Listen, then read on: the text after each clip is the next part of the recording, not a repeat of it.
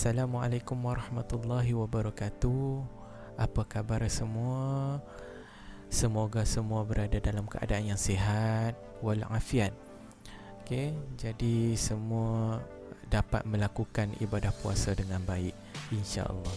Okey, jadi pada hari ini kita akan berkongsi pula berkenaan dengan dosa. Apa itu dosa? Okey.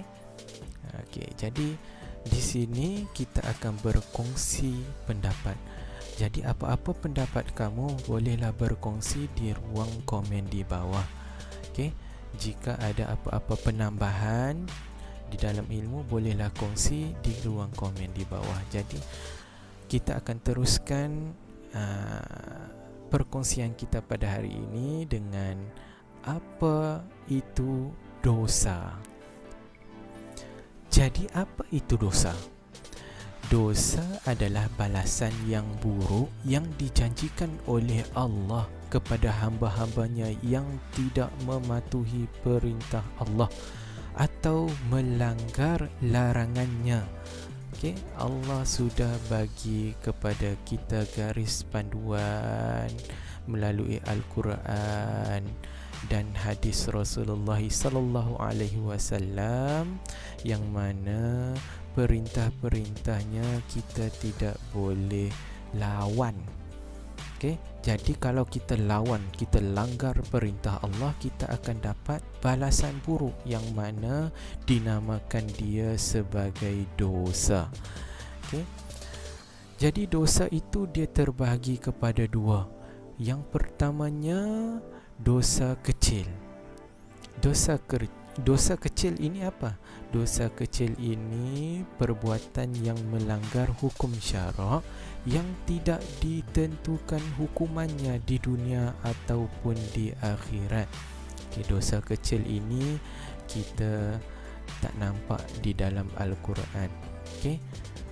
Perkara-perkara yang tidak baik yang tidak Allah mention di dalam Al-Quran, apa itu hukumannya. Selain itu, dosa besar pula. Dosa besar adalah perbuatan yang melanggar hukum syarak yang ditentukan hukumannya di dunia ataupun di akhirat. Jadi Allah sudah tentukan apa hukumannya kalau kita melakukan dosa besar ini dan dosa besar ini. Okey. Jadi Allah tentukan hukumannya di dunia dan di akhirat.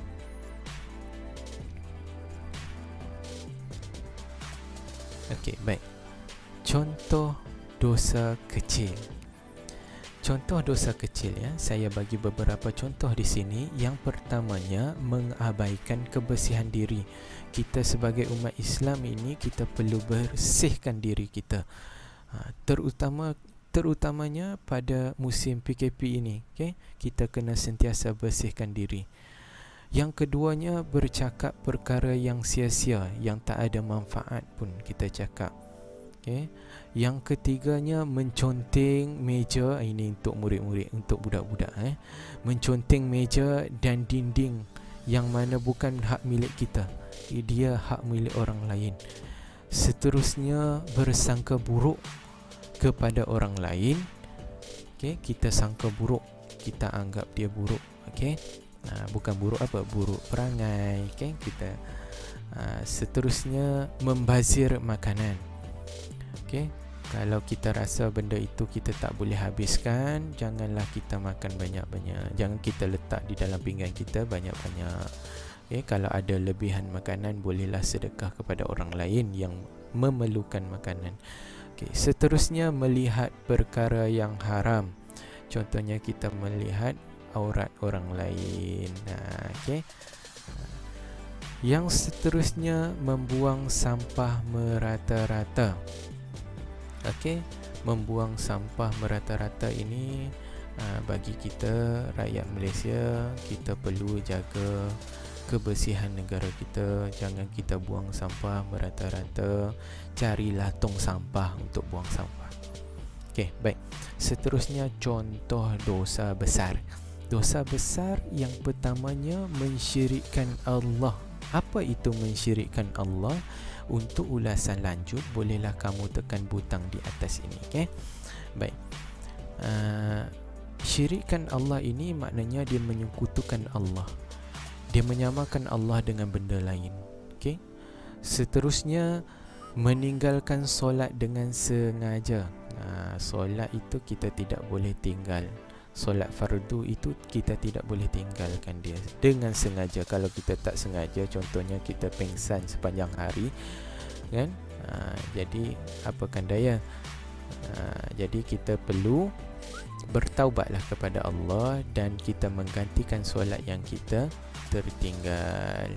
Okay, seterusnya, tidak berpuasa di bulan Ramadan tanpa sebab. Tak ada sebab pun, dia tak uzur pun, tapi dia tinggalkan puasa, itu berdosa besar.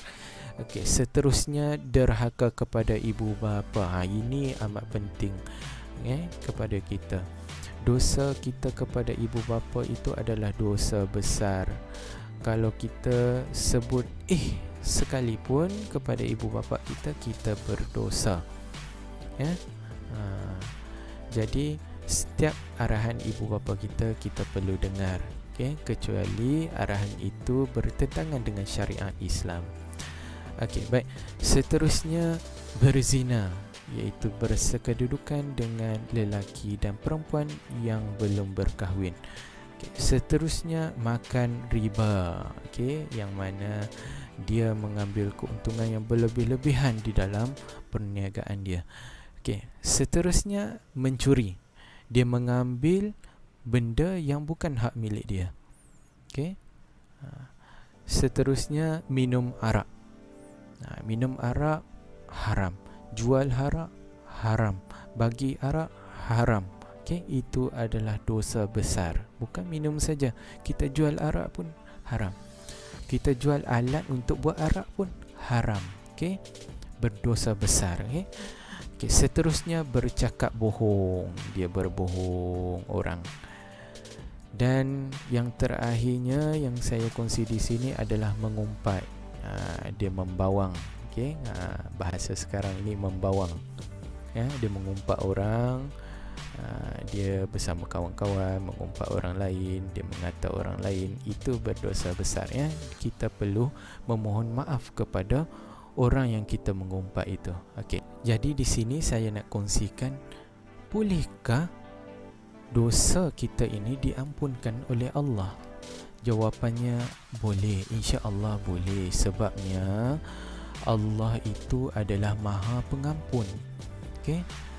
Tapi kita perlu lakukan beberapa perkara. Okay, antaranya adalah bertaubat kepada Allah, yang mana taubat kita perlu bersungguh-sungguh, iaitu taubat nasuhah. Kita berazam agar kita tidak mengulangi lagi perkara-perkara yang menyebabkan dosa itu. Okay? Dan kita menyesali serta benci dengan perbuatan yang kita buat itu. Okay? Seterusnya, kita boleh memohon ampun dengan memperbanyakkan istighfar kepada Allah. Istighfar tu bunyi macam mana? Bunyinya seperti Astaghfirullahalazim alladzi la ilaha illa huwal hayyul qayyum wa atubu ilaih. Astaghfirullahalazim alladzi la ilaha illa huwal hayyul qayyum wa atubu ilaih. Itu bunyi istighfar. Baik. Seterusnya, jika kita melakukan kesalahan itu kepada manusia, kita perlu mohon maaf. Itu adalah perkara-perkara yang ingin kita kongsikan pada hari ini. Baik, itu saja pada hari ini. InsyaAllah kita akan berjumpa di lain hari dengan topik yang berlainan. Jadi bagi yang belum subscribe channel ini, bolehlah subscribe dan tekan butang like. InsyaAllah kita jumpa lagi. Assalamualaikum warahmatullahi wabarakatuh.